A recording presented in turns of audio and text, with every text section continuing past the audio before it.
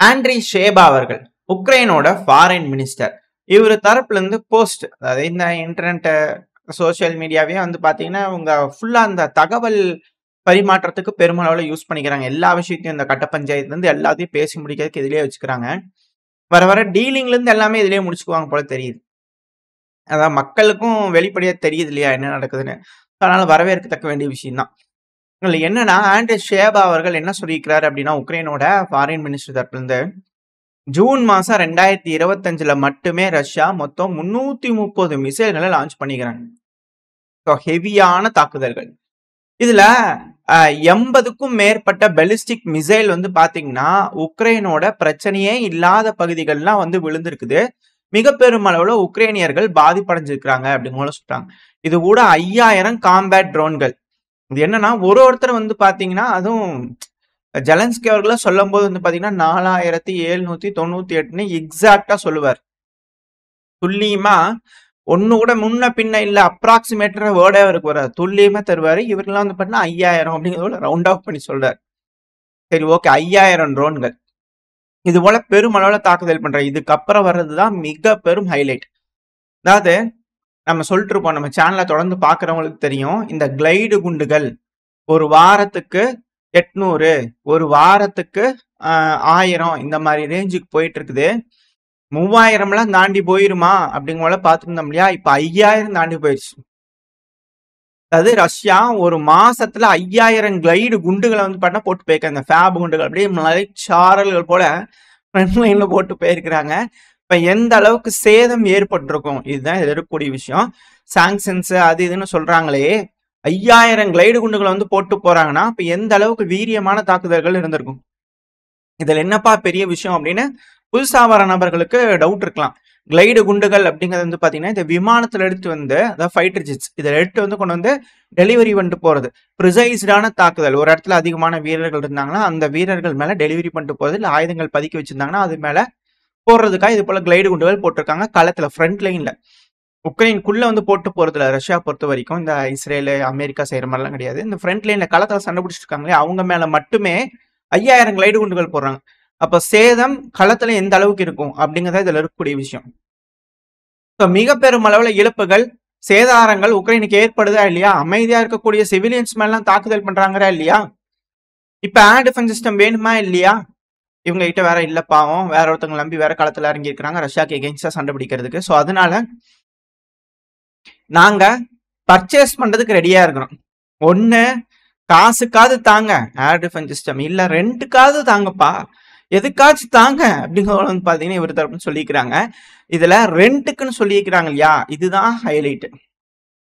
இப்போ அது போஸ்ட் போடுறாங்க, இந்த டீலிங்ஸ் எல்லாம் இதுலயே பண்றாங்க. ரெண்ட் அப்படிங்கிற வேர்டை யூஸ் பண்றாங்க அப்படின்னா ஏர் டிஃபென்ஸ் சிஸ்டம் ஒரு நாட்டோட வான் பாதுகாப்புக்காக வாங்கக்கூடிய ஒரு சாதனம் தான் ஏர் டிஃபென்ஸ் சிஸ்டம். இப்ப அந்த டிஃபென்ஸ் சிஸ்டம் இருக்குது, யூஸ் ஆகுது. வானத்துல வந்து பாத்தீங்கன்னா 10 ட்ரோன் வருது, அந்த ட்ரோன்ல இந்த மிசைல் இப்ப இன்டர்செப்ட் ஆயிருக்குது அப்படிங்கிற கணக்கெல்லாம் காட்டணுமா? அதாவது உக்ரைன்லயே வந்து ஒரு 5 இருக்கலாம், 5 ஏர் டிஃபென்ஸ் சிஸ்டம் தான் இருக்கலாம்.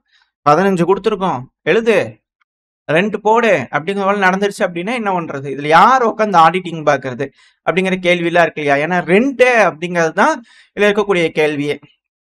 ஏன்னா ஒரு டிஃபென்ஸ் சிஸ்டம் வருது அப்படின்னா அது வருது, அங்க இருக்குது, யூஸ் பண்றாங்க. ரஷ்யா வந்து பாத்தீங்கன்னா அதை அடிக்கிறாங்க, அது கருகி போச்சு அப்படிங்கிற லிஸ்ட் எல்லாம் வருதுன்னா அது வேற.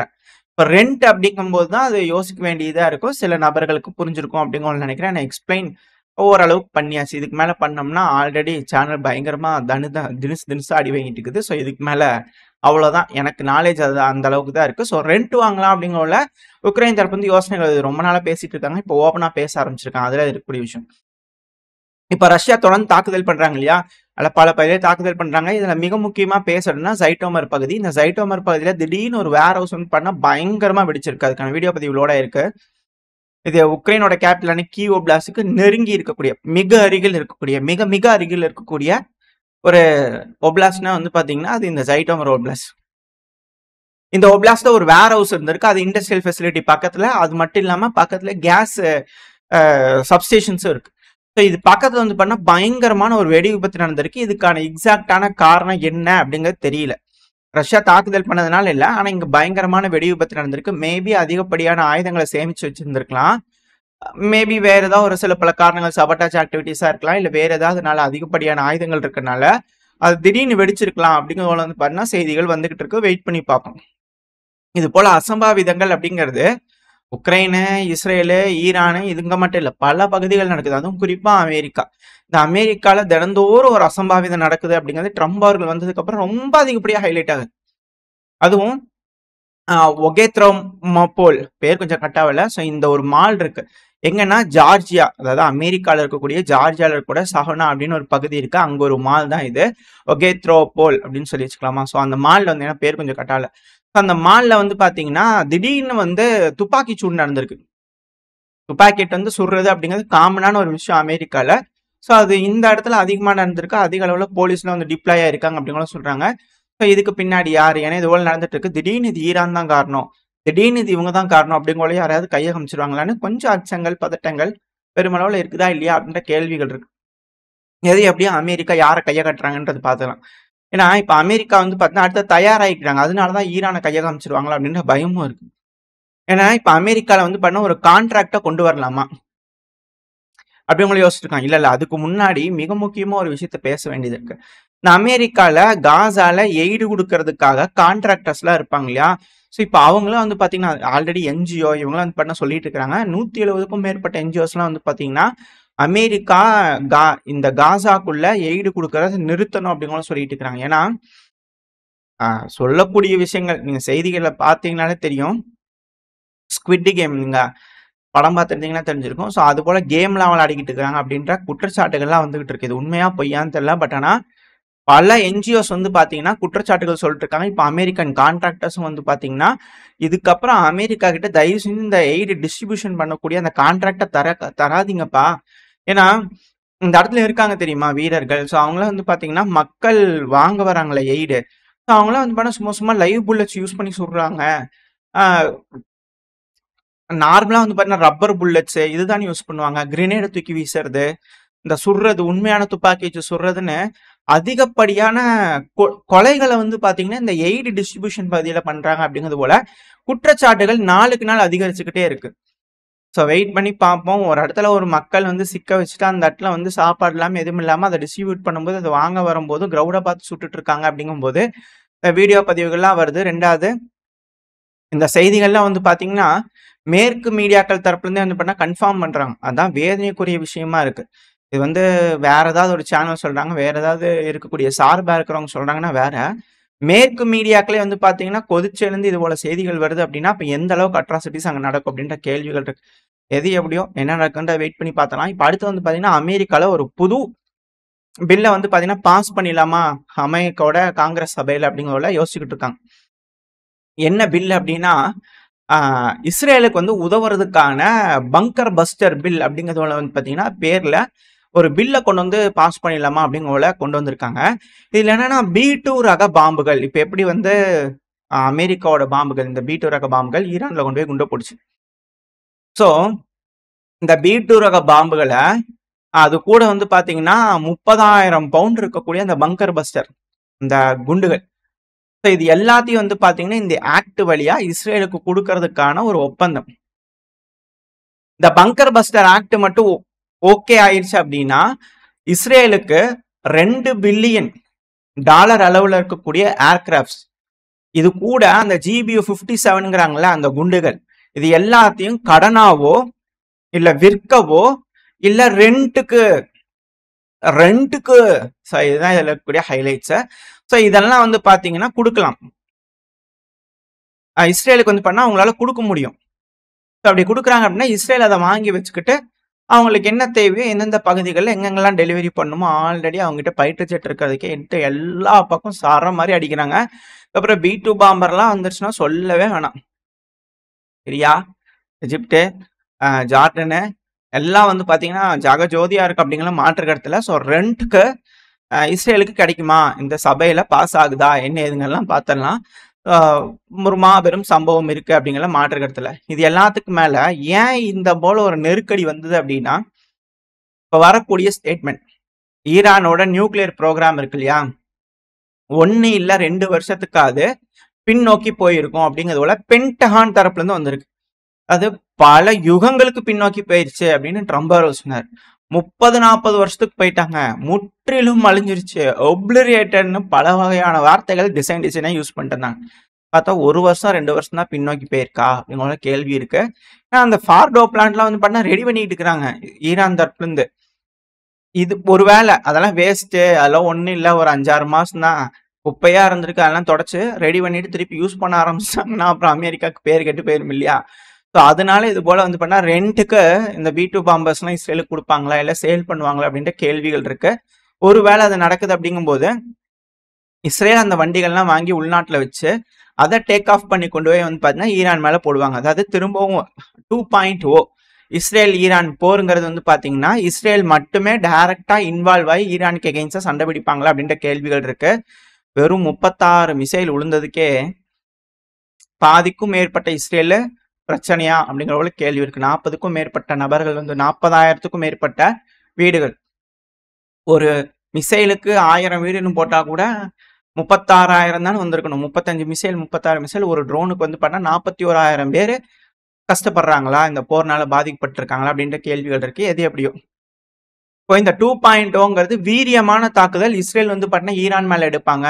ஏன்னா B2 பாம்பர்லாம் அதிக அளவில் வந்து பண்ணால் குண்டுகள் எடுத்துகிட்டு போகும், சரமாரியாக வந்து போட முடியும். ஸோ இது போல வேலைகள்லாம் இருக்கிறதுனால 2.0 அந்த போர் வந்து பண்ணால் இன்னும் கொடூரமாக இருக்கும் அப்படிங்கிறதும் சொல்லப்பட்டு வருது. ஸோ இதுக்கு ஈரானும் வந்து பண்ணால் பிரேஸ் ஆகிட்டு இருக்காங்க, ரெடி ஆகிட்டு இருக்காங்க அப்படிங்கிற மாற்றுக்கிறதுல. ஸோ வெயிட் பண்ணி பார்ப்போம். அதுக்கான அடித்தளங்கள் இங்கே நடந்துகிட்டு இருக்கு. அதான் இதில் இருக்கக்கூடிய விஷயம். அது மட்டும் இல்லாமல் இப்போ இஸ்ரேல் வந்து பார்த்தீங்கன்னா ஹை லெவல் டாக்ஸ் வந்து பண்ணால் ரஷ்யாவோட வந்து பண்ண பேசிக்கிட்டு இருக்காங்களாமா.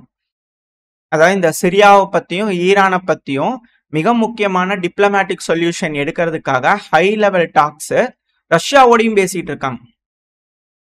சீஸ்ஃபயர் இருக்கு, பட் இருந்தாலும் அமெரிக்கா கூட நெத்தன்யாகு அவர்கள் பேசிட்டு வந்தாரு. இப்போ வந்து பார்த்தீங்கன்னா ரஷ்யாவோடையும் பேசிட்டு இருக்காங்க. ஸோ அடுத்த கட்ட யுத்தத்துக்கு வந்து பார்த்தீங்கன்னா இது ரெடி ஆகிட்டு இருக்கா அப்படின்ற கேள்விகள் இருக்கு.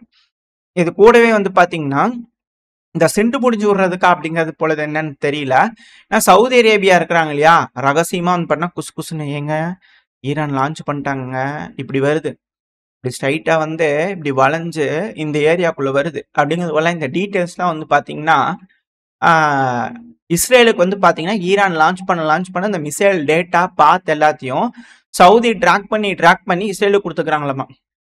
என்னதான் பப்ளிக்கா வந்து ஈரானுக்கு எகெயின்ஸ்டா தாக்குதல் பண்றதுக்கு கண்டனங்கள் தெரிவிச்சிருந்தாலும் இந்த சவுதி அரேபியா வந்து பாத்தீங்கன்னா மறைமுகமா இஸ்ரேலுக்கு அதிகப்படியான ரேடார் இன்டெலிஜென்ஸ் டேட்டா வந்து பண்ண ஷேர் பண்ணிக்கிறாங்களாம். ஸோ இது போல விஷயங்கள் வந்து பண்ண இஸ்ரேலோட மீடியாக்கள் தரப்புல இருந்து வந்து பண்ண செய்திகள் வருது. இப்போ இது மட்டும் தானு பார்த்தீங்களா, இல்லை, இந்த செய்திகள்லாம் வருது. வந்ததுக்கு அப்புறம் இது கூட இன்னொரு விஷயமும் வருது. சவுதி அரேபியா இருக்கிறாங்க இல்லையா, அவங்க கம்ப்ளீட் பண்ணிட்டாங்களாமா training. Third air defence system வந்து பார்த்தீங்கன்னா எப்படி ஒர்க் பண்ணுறது என்ன செய்யுதுங்கிறத கம்ப்ளீட்டாக வந்து பார்த்தீங்கன்னா ட்ரைனிங் எல்லாம் முடிச்சுட்டு இப்போ இண்டக்ட் பண்ண ஆரம்பிச்சிட்டாங்க. இப்போதைக்கு வந்து பார்த்தீங்கன்னா 7 பேட்டரிஸ், தேர்ட் 7 பேட்டரிஸ் வந்து பார்த்தீங்கன்னா சவுதி அரேபியா கிட்டேயே இருக்கு. அதுவும் அவங்களோட ரேடார்ஸ் ANTYP-2 ரக ரேடார்ஸோட சேர்ந்து மொத்தம் 44 லான்ச்சர்ஸ் வந்து பார்த்தீங்கன்னா சவுதி அரேபியாவுக்கு கிட்ட இருக்கு. தேர்ட் பேட்டரிஸ் தான் டெலிவரி ஆயிடுச்சு அப்படிங்கிற சொல்றாங்க. சவுதி அரேபியா காசு கொடுத்து வாங்கலனால அமெரிக்காவே கொண்டு வந்து வச்சு இருக்கிற ரேடார்ஸ்லாம் ஆக்டிவேட் பண்ணாங்கன்னா மிசைல்ஸ்லாம் எப்படி போகுதுன்ற பார்த்து மட்டும் தெரிஞ்சுக்கிட்டு இஸ்ரேலுக்கு கொடுத்தாங்களே முன்கூட்டியே. இஸ்ரேல்லேருந்து அந்த ஏர் டிஃபென்ஸ் சிஸ்டம் வந்து பண்ண டவுன் பண்ணது கொஞ்சம் ஈஸியாக இருக்கும். ஸோ அது போல் இது போல் நடக்குதா அப்படின்ற சந்தேகங்கள் கேள்விகள்லாம் வருது. ஸோ ஈரானுக்கு எகெயின்ஸ்டா சுற்றி இருக்கக்கூடிய எல்லா அரபுலக நாடுகளும் வந்து பார்த்தீங்கன்னா அணி சேர்றாங்களா, இஸ்ரேலுக்கு ஆதரவாக அணி சேர்றாங்களா அப்படின்ற கேள்விகள் வருது. ஸோ வெயிட் பண்ணி பார்ப்போம் ரஷ்யாவோட நிலைப்பாடுகள் இந்த பகுதியில் என்னவா இருக்குன்னு. ஸோ மிடில் ஈஸ்ட்ல வந்து பார்த்தீங்கன்னா ரெடி ஆகுறாங்க. உக்ரைனு ரெண்ட்டுக்கு கேட்குறாங்க. இப்போ அடுத்தது அப்படியே நம்ம ஏஷியா கிட்ட வந்துட்டோம்னா ஜப்பான். ஏன்னா அந்த சைடில் ரெடி ஆகிட்டு இருக்காங்க இல்லையா, சீனா தைவான் பிரச்சனைக்கு வந்துருமா அப்படிங்கிற கேள்விகள் வருது இல்லையா. ஜப்பான் வந்து பார்த்தீங்கன்னா 5 பாம் ஷெல்டர்ஸை வந்து பார்த்தீங்கன்னா ஷக்கிமிகா ஐலாண்ட் அப்படின்னு இருக்கு இல்லையா, ஸோ அந்த தீவு கூட்டங்களில் வந்து பார்த்தீங்கன்னா உருவாக்கலாமா அப்படிங்கிறதுல இருக்கு. திடீர்னு ஒரு வேளை போர் வந்துருச்சு, சீனா வந்து தூங்கி எழுந்துச்சு போ வண்டி விடு அப்படிங்கிறத சொல்லிட்டாங்க அப்படின்னா அங்கே இருக்கிற மக்கள்லாம் இவாக்குவேட் பண்ணும் இல்லையா, தாழ்வாக இருக்கக்கூடிய மக்கள், அங்கே இருக்கக்கூடிய மக்கள்லாம் இவாக்குவேட் பண்ணும், பத்திரமான பகுதிகளுக்கு கொண்டு போகணும். ஒரு வேளை போர் பெருசாயிடுச்சு அப்படின்னா அவங்கள பாதுகாப்பு பண்ணும் இல்லையா, ஸோ அதுக்கான வேலைகளை இறங்கலாமா அப்படிங்கிறது போல ஜப்பான் தரப்பு இறங்கியிருக்கிறாங்க. அதிகப்படியான இன்ட்ரெஸ்ட் இப்ப ஜப்பானுக்கு இந்த தைவான் பிரச்சனையில பாத்தீங்கன்னா வந்திருக்கு அப்படிங்கிற புரிஞ்சுக்க முடியுது. அது கூடவே பிலிப்பைன்ஸோட இணைஞ்சு செயல்பட போறாங்க, பேச போறாங்க அப்படிங்கலாம் செய்திகள் வந்துகிட்டு இருக்கு. ஸோ இப்போதைக்கு இருக்கக்கூடிய சூழ்நிலையில அமெரிக்கா டைரக்டா இந்த ஈரான் இஸ்ரேல் கான்ஃபிளிக்ட்ல என்டர் ஆகக்கூடாது அப்படிங்கிறதுக்கான முடிவுகள் எடுத்திருக்காங்க. அதுக்கான காரணம் ஈரான் ஏற்படுத்தக்கூடிய அந்த இழப்புகள். அது போல ஒரு இழப்புகள் அமெரிக்கா வந்தா நான் மிடில் ஈஸ்ட் தான் அடிப்பேன் அப்படிங்கிற சொன்னாங்க இல்லையா? நான் கூட அந்த டைம்ல சொல்லும் போது நான் தப்பா சொல்றேன் அப்படிங்கிற சொல்லியிருந்தீங்க. தவறுதலா கைட் பண்றேன்ட்டு. ஈரான் பாத்தீங்கன்னா மிடில் ஈஸ்ட் அடிப்பேன்னு சொல்லி அடிச்சாங்க தெரியுமா? அதுதான் கேம் சேஞ்சிங் மூமெண்ட். ஏன்னா இந்த மிடில் ஈஸ்ட் இருக்கக்கூடிய நாடுகள்லாம் அழுத்தங்கள் கொடுத்துருப்பாங்க. நீ அட்டாக் பண்ணுன்னு சொன்னா எங்க நாட்டுல பேஸ் வைக்காத, கிளப்பி கொண்டு போயிருங்க. இல்லைன்னா அவங்க எங்க தானே அடிக்கிறாங்க, ஏன்னா அங்கதானே பேஸ் இருக்கு, அங்கதானே அமெரிக்காவோட வீரர்கள் இருக்காங்க. ஏன்னா தொடர்ந்து அட்டாக் பண்ணிட்டே இருப்பாங்க. வீக் ஆனதுக்கு அப்புறம் இங்க இருந்து ஆப்பி பேஸ் லேண்டிங் பண்ணிட்டாங்கன்னா ஈரானுக்குள்ள ரொம்ப ஈஸி ஆயிரும் இல்லையா? ரெண்டாவது ஈரான் பாத்தீங்கன்னா ஸ்ட்ரைட் ஆஃப் ஹார்மோஸை க்ளோஸ் பண்றாங்க. அதிகப்படியான கன்னி வெடிகள்லாம் கொண்டு ஸ்ட்ரைட் ஆஃப் ஹார்மோஸ்ல போட்டு விட்டு போயிட்டாங்கன்னா யாரும் போயிட்டு வர முடியாது. ஈரான்கிட்ட பர்மிஷன் கேட்கணும்னு இல்லை, அந்த வழியா எந்த ஒரு கண்டெய்னர் கார்கும் வராது. கன்னிவெடி இருக்கிறதுனால இழப்புகள் அதிக அளவில் ஏற்பட்டுரும். அதை அகற்றுறதுக்கே பார்த்தீங்கன்னா ரொம்ப டைம் எடுக்கும். அதெல்லாம் ஒன்ஸ் போட்டாங்க, டிப்ளாய் பண்ணிட்டாங்கன்னா அதை அகற்றுறதுக்கே ரொம்ப ரொம்ப ரிஸ்க். ரெண்டாவது அதெல்லாம் ரொம்ப குறுகிய பாதை. அங்க கன்னிவெடிகள் போட்டாங்கன்னா அலை அடிக்குது, இல்லாத இடத்துல பண்ண நகருது அப்படின்னா பக்கத்துல இருக்கக்கூடிய நாடுகளோட கரையிலலாம் பாத்தீங்கன்னா அந்த கன்னிவெடிகள் போயிடும். அப்படி போயிடுச்சு அப்படின்னா அங்க இருக்கக்கூடிய மக்கள்லாம் பெருமளவுல பாதிப்பாம. இதை நம்ம தினந்தோறும் பாத்தீங்கன்னா இந்த ரஷ்யா உக்ரைன் பிரச்சனையில உக்ரைன் ஒடசா பையில கன்னிவெடிகளை போட்டு வச்சிருந்தாங்க. அந்த கன்னிவெடிகள் அதிக அளவுல அலை அடிக்குது அப்படிங்கிறத திரும்ப பண்ண கரையோரத்துக்கே வந்துடுது. இது என்னன்னு தெரியாம குழந்தைகள்லாம் போயிடுது பக்கத்துல. ஸோ எல்லாம் வெடி விபத்து நடக்குது. அதிகப்படியான நபர்கள் அங்க இறக்குறாங்கன்ற செய்திகள்லாம் வந்துகிட்டு இருக்கு. இதெல்லாம் நம்ம தொடர்ந்து பார்த்துக்கிட்டு இருக்கோம். இது போல ஏகப்பட்ட சிக்கல்கள் இருக்கு. ஸோ அதனால அமெரிக்கா இதுல வேண்டாம், ஈரான் சொன்ன மாதிரியே கத்தார் அடிச்சுட்டாங்க, ஸோ அது போல இந்த ஏரியாவில் இருக்கிறவங்களுக்குலாம் அடி விழுவும் அப்படிங்கிறதுனால ஸோ அமெரிக்கா அதுல இருந்து பின் வாங்கிட்டாங்க, ஜகா வாங்கிட்டாங்க. ஸோ வெர்ஷன் 1ல இஸ்ரேலும் அமெரிக்காவும் கிளியரா லூஸ் ஆயிட்டாங்க. ஸோ அதனால அவங்க பின்வாங்கிட்டு இப்போ வேற ஒரு ஸ்ட்ராட்டஜியை ரெடி பண்ணிட்டு அதுக்கு ஏற்றபடியான வேலைகள்ல இறங்கியிருக்காங்க அப்படிங்கிறது மட்டும் புரிஞ்சுக்க முடியுது. ஸோ இதுல அசர்பைஜான் எந்த அளவுக்கு இணைஞ்சு செயல்பட போறாங்க, சுத்தி வர அரபுலக நாடுகள்லாம் பாத்தீங்கன்னா ஈரானுக்கு எகெயின்ஸ்டா திரும்புறாங்க அப்படிங்கிற மாற்று கருத்துல. சரி, வெயிட் பண்ணி பார்ப்போம். அரபுலக நாடுகளுக்கு பாத்தீங்கன்னா ஈரானுக்கு உதவுறதோட இஸ்ரேலுக்கு உதவுறதுல அதிக அளவுல விருப்பம் இருக்கு அப்படிங்கிறது மட்டும் புரிஞ்சுக்க முடியுது. ஸோ ஓரளவுக்கான தகவல்கள் இந்த பையில பார்த்துருப்போம்னு நினைக்கிறேன். இதோட இந்த பையனா முடிச்சுக்கலாம். இந்த பதிவு எப்படி உங்களுக்கு பிடிச்சிருக்கா? பிடிச்சா லைக் பண்ணிட்டு உங்க ஃப்ரெண்ட்ஸ் நம்மள ஷேர் பண்ணிக்கோங்க. அது கூட மறக்காம இந்த பதிவு பற்றி உங்களோட கருத்துக்களை கமெண்ட் செக்ஷன்ல சொல்லுங்க. இந்த பதிவு நல்லா இருக்கும் நம்பிக்கை அடுத்த சந்திக்கிறேன். அது வரைக்கும் ஸ்டே சேஃப். பை.